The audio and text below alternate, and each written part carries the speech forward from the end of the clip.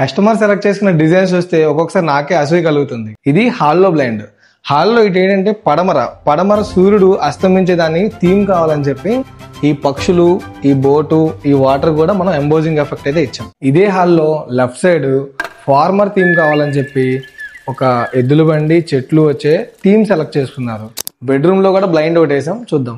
ఈ blind fitting చేసేంతవరకు నాకు తెలియదు ఎంత బాగా వచ్చింది అని చెప్పి, ఎందుకంటే ఈ బ్లైండ్ కబోర్డ్ కి, రూమ్ కి బాగా సెట్ అయింది. డైనింగ్ లో వచ్చేప్పటికి న్యాచురల్ థీమ్ రావాలని చెప్పి ఈ ఫోటో అయితే సెలెక్ట్ చేసుకున్నాం. దీనికి కూడా మనం ఎంబోజింగ్ ఫీల్ అయితే ఇచ్చాం. బెడ్రూమ్ లో అయితే కార్ ఫీల్ రావాలని చెప్పి ఈ పిక్చర్ సెలెక్ట్ చేసుకున్నారు. కిచెన్ లో కూడా ఈ టైప్ ఆఫ్ రోలర్ బ్లైండ్ అయితే వేయడం జరిగింది. ఇప్పుడు అర్థమవుతుందా మీకు నాకు ఎందుకు అసూయ కలుగుతుందో?